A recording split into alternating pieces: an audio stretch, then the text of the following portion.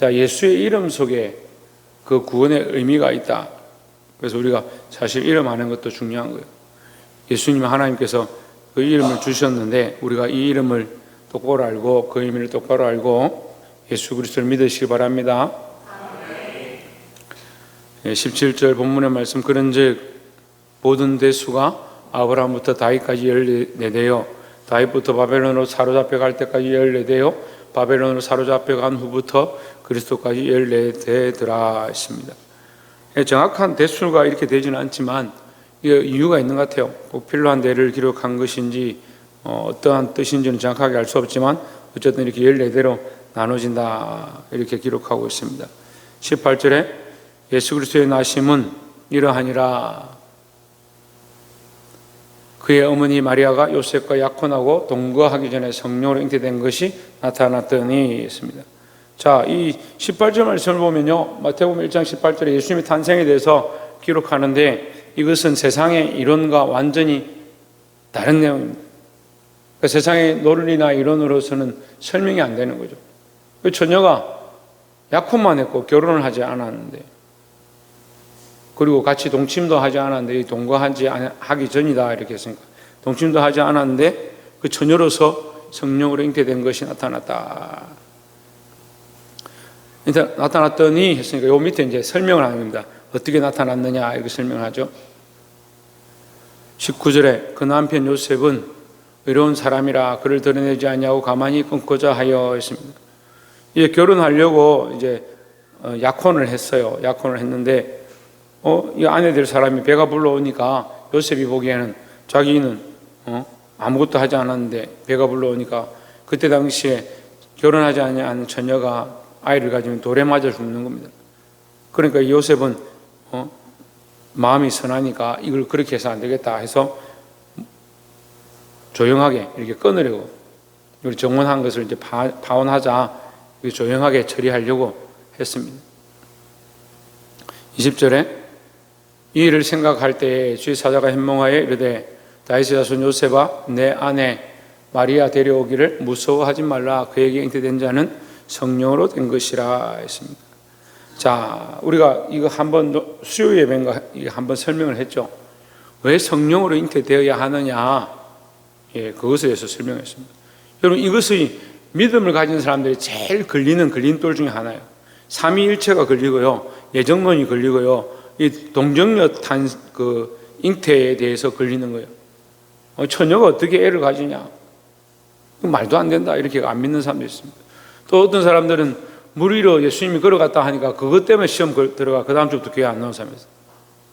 또 어떤 사람은 보리떡 5개하고 물고기 2마리 그것 때문에 시험에 들어가지고 교회 안 나오는 사람이 있어요. 그럼 믿음이 뭐예요? 보이는 계산대로 다 되고 숫자대로 다 될 것 같으면 그게 무슨 믿음이요? 예? 그건 옆집 아저씨도 믿고 철물점 아저씨도 믿고 다 믿는 그런 이론들을 믿으면, 그게 아니라 이해할 수 없는 것, 볼 수 없는 것, 보이지 않는 것을 믿는 것이 믿음이다 라는 거죠. 여러분, 이것이 이해되고 계산될 것 같으면 여러분 다 하나님이요. 거기 다 이해가 되면. 근데 우리는 다 알 수가 없어요. 그건 하나님만 하시는 거죠. 우리는 어떻게 합니까? 믿음으로 받아들여야 되죠. 그런데 여러분 반드시 알아야 될 것, 창세로부터 마지막 주님 오실 때까지 이 성령으로 잉태된 것은 예수 그리스도 한 분밖에 없어요.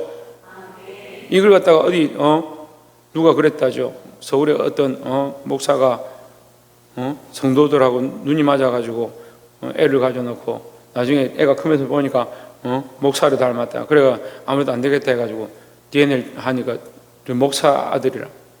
그러니까 그 목사가 나는 아무 상관없다, 성령으로 잉태된 거다, 그런 얘기했다는데 그건 목사가 아니야. 그는 말도 안 되는 짓을 하는 거죠. 성령으로 잉태된 것은 창세로부터 예수님 오실 때까지 이 한 사건밖에 없어요.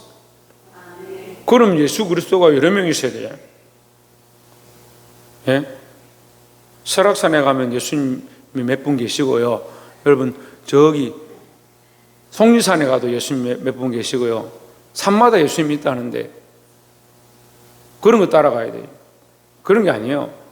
세상에 예수 그리스도는, 온 우주에 예수 그리스도는 한 분밖에 없습니다.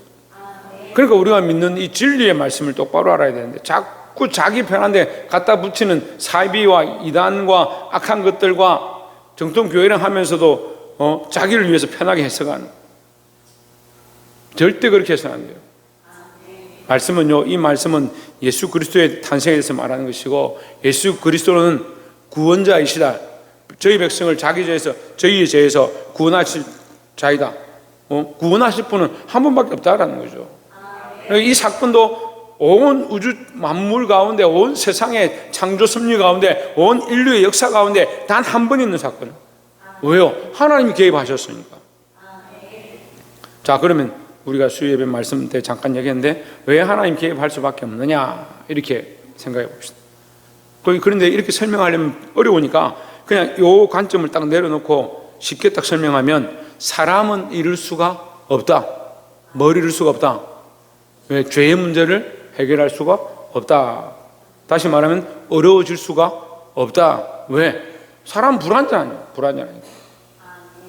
누구나 다 욕심이 있고 자기 본능과 자기 욕구와 자기가 원하는 것들을 쫓아가니까, 원래 하나님 만드신 형상, 하나님 영광을 위하여 창조된 인간이 하나님을 위해 사는 것이 잘 안 되는 거예요.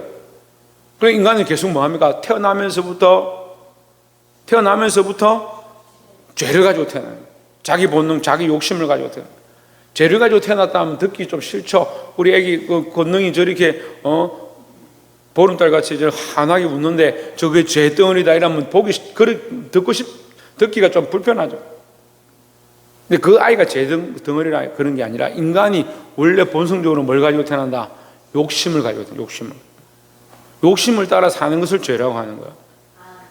하나님 우리를 거룩하게 창조하셨는데 인간이 자꾸 뭘 따라 사냐? 욕심을 따라 사는 거야. 자기 하고 싶은, 그냥 욕심을 쉽게 아이들 눈높이로 말하면요, 자기 하고 싶은 대로 사는 거예요.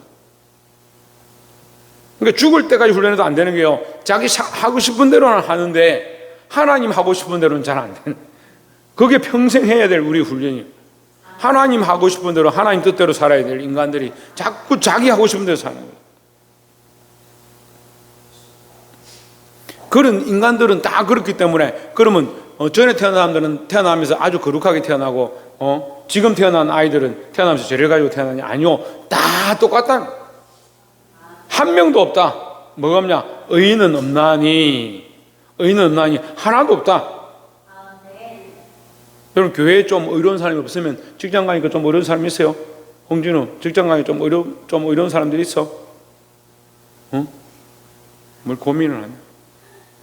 승희는, 교회는 좀 뭐 덜한데 학교 가니까 어려운 사람들이 막 보여? 의가 막 철철 넘치는 사람들이 있어요? 인간들은 다 죄인이에요. 죄인. 다 죄로 물들어 있다는 거예요. 한 번을 지어도 죄인이고요, 1000번을 지어도 죄인이고요. 아, 나는 죄 조금밖에 안 졌으니까 착한 사람일 수는 있겠죠. 하지만 뭐는 아니다. 의인은 아니다. 그 의인이 없잖아요. 그러니까 의인이 없으니까 죄 때문에 어떻게 돼요? 다 형벌받아 마땅하고 그 죄에 대한 대가를 치러야 되는데, 죄의 대가가 뭐냐? 죄의 삭은 사망이에요. 사망. 그래서 죽어야 돼요. 그래서 인류가 다 죽습니다. 근데 하나님께서 이 사람으로는 이 대가를 지불할 수가 없는 거예요. 다 죄인이니까. 죄인이 죄인을 위해서 죽으면 뭐하냐? 죄가 없는 자가 와서 죽어야 되는데, 그러면 신이 와도 안 돼요. 이거는 신이 와도 안 되잖아요. 왜? 죄인의 대가를 지불해야 되니까 의인이 와야 되잖아요. 이해가 되세요? 죄인 된 사람의 대가를 지불해야 되는데, 사람이 와야 되는데 신이 와도 안 되잖아요. 의로운 자는 신밖에 없는데, 그죠? 그럼 하나님 오셔야 되는데 하나님 어떻게 올 거냐? 그래, 이 육체를 가지고 이 땅에 오셔야 되는 거예요. 그래서 이것을 우리에게 나타났다. 출현되었다. 이게 우리가 저 공연장에 가서 보면 배우들이 없다가 이제 이막에 주인공이 딱 나타났다. 그럼 출현했다 하죠. 출현. 비슷한 말이에요. 출현했다. 현재 이 상황에 실존한 존재로 나타났다. 누가? 하나님이 육신의 몸을 입고 우리 눈앞에 현실로 나타난 것을 출현이다. 누가? 예수 그리스도가요. 그러니까 그 몸을 입고 와야 되니까 사람의 몸을 입고 사람에게 나타나야 하니까 그 사람의 몸으로 오셨는데 누구의? 마리아의 몸 속에 육체로 탄생하게 된 거예요. 그런데 요셉의 증자를 받아서 태어나면 어떻게 돼요? 요셉의 집안의 혈통을 이어받는 거예요. 그 피를 이어받으면 어떻게 돼요? 피를 이어받으면 이게 죄가 연결되는 거예요. 제가 좀 이 성격이 좀 급하잖아요. 지금은 이제 너무 이제 부드러워져서 좀 문제인데 정말 이제 30대 40대는 정말 활발했거든요. 잠을 안 자고 쫓아다녔어요. 그런데 지금 봐요. 우리 애들 보세요. 똑같아요. 어떻게 이렇게 혈통을 이어받는지. 불 같아요. 불 같아. 이 4명이 모이면요. 불 같아요. 선할 땐 선한데 불 같아. 이게 아니 그 얘기를 하려고 하는 게 아니고 뭘 하려고 하는 거예요. 이 물려받는다. 물려받는다. 그럼 요셉에서 태어나서면 성격이 어떨 것 같아요? 요셉을 닮았겠죠. 그 조상들의 그 모양을 닮았을 거 아니에요. 근데 예수님은 누굴 닮았냐? 하나님 닮았죠. 하나님 형상을 닮아서 하나님으로 본체, 본래 하나님입니다. 본래 하나님입니다. 그 여기 삼위일체 설이 나오죠. 성부 하나님, 성자 하나님, 성령 하나님. 그 성자 하나님, 성부 하나님, 성령 하나님이 각각의 완전한 인격체로 존재하시는데 세 분이다? 한 분 하나님입니다. 아이고, 그게 말이 됩니까, 목사님? 그거를 누가 믿습니까? 그걸 믿는 사람이 믿음 있는 거죠. 믿음이 없으면 안 믿는 거예요. 그 믿음으로 믿는 거예요. 그래서 믿음은 다시 제가 몇 주째 설명하고 있는데 믿음은 안 보이는 거, 이해할 수 없는 거를 믿는 게 믿음이에요. 그게 세상의 이론으로 설명될 것 같으면요, 그건 믿음이 아니에요. 하나님 믿는 건요, 우리가 믿음, 바랄 수 없는 것, 볼 수 없는 것, 이해할 수 없는 것, 그걸 믿는 게 믿음입니다.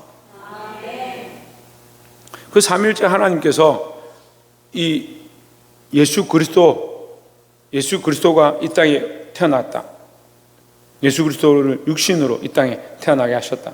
그런데 지금 뭘 설명하고 있느냐? 혈통을 이어받은 것이 아니다라는 거죠. 그러면 왜 여기 혈통을 여기 기록하느냐? 다윗의 혈통을 얘기하느냐? 이것은 하나님께서 예언해 주신 다윗의 후손에서 나게 하실 것, 유다의 후손에서 나게 하실 것, 그 예언해 주신 약속을 이루기 위함이다. 그래서 마태복음은요, 처음부터 끝까지 계속 무슨 얘기합니까? 그 말씀에 선지자들을 통하여 십자가에 죽으실 때도 선지자들을 통하여 이루신 말씀을 이루고자라고 기록하는 거예요. 그냥 되어진 게 없다는 거죠. 그냥 되어진 게. 그러면 선지자를 통해서 말한 건 뭡니까? 선지자를 통해서 말한 건 뭐예요? 하나님께서 말씀하셨다는 거예요. 하나님께서 계획하신 대로 되었다 이 말이죠.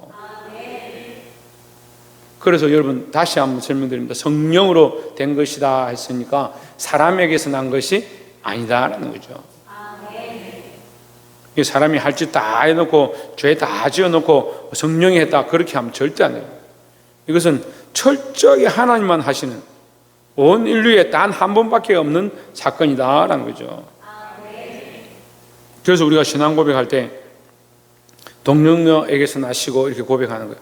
그 처녀의 몸에 나시고 21절에 아들 낳으리니 이름을 뭐라고요? 예수라 하라. 이런 그가 자기 백성을 그들의 죄에서 구원할 자이심이라 하니라 했습니다. 자기 백성을 그들의 죄, 그들의 죄는 뭡니까? 네? 자기의 죄예요. 그 사람 각자의 죄다. 내가 다른 사람을 위해서 해결해 줄 수 있느냐 없느냐? 없습니다.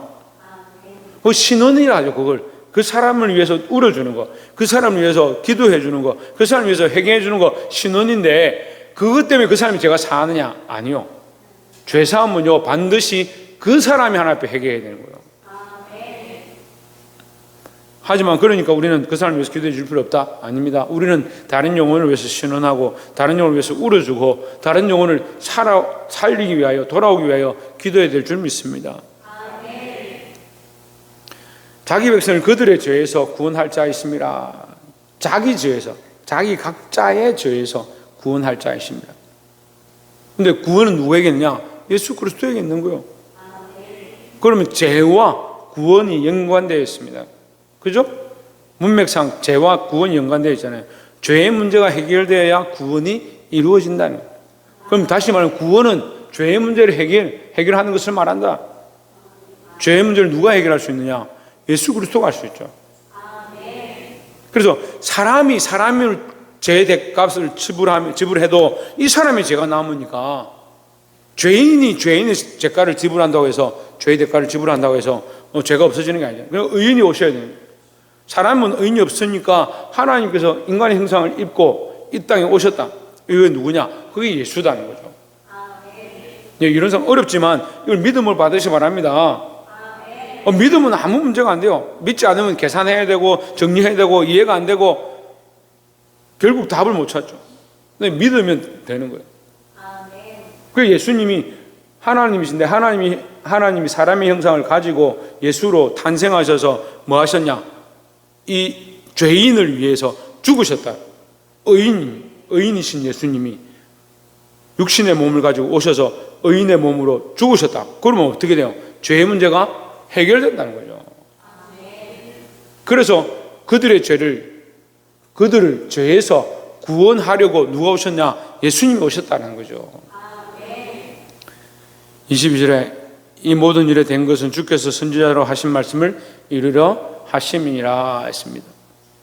여러분 이렇게 공부하는 것도 재밌어요. 말씀을 선지자로 하신 말씀을 이루려 하심이라 요게 나올 때마다 체크를 하나 해요. 그럼 성경에 이게 1번 몇 번 나올까? 선지자로 하신 말씀을 이루려 함이라 이 말씀이 이 성경에 몇 번 나올까? 이렇게 체크해 보는 것도 재밌어요. 왜요? 하나님께서 선지자가 한 게 아니라요. 선지자가 주어가 아니죠. 주께서가 주어니까 주께서 선지자로, 그러니까 선지자들이 한 말은 다 누가 하게 하셨다? 하나님께서 하게 하셨다는 거예요. 그럼 하나님께서 하게 하신 것은 그것이 반드시 뭐한다? 이루어지려 합니다. 이 선지자로 하신 말씀이 예수의 탄생으로 이루어졌다라는 거죠. 23절에 보라 처녀가 잉태하여 아들을 낳을 것이요. 그래서 처녀가 잉태한 것을 뭐라고 한다고요? 동정녀. 예, 동정녀다. 동정녀의 자녀를 출산하는 것이라. 그의 이름은 임마누엘이라 하리라. 임마누엘이 무슨 뜻이냐? 하나님이 우리와 함께 계시다. 하나님이 우리와 함께 하시다. 하나님이 눈에 보이지 아니하고 귀에 들리지 아니하고 만질 수 없는데, 아까 출현이라 제가 표현했잖아요. 출현이에요. 출현. 나타났다. 현재 이 상황에 실존하는 존재로 나타났다. 누가? 예수님이 내 눈앞에 현재 실존하는 존재로 나타났다. 나타났으니까 뭐 한 거요? 나와 함께 한 거죠. 함께 한 거. 우리와 함께 계신다 이 말이에요.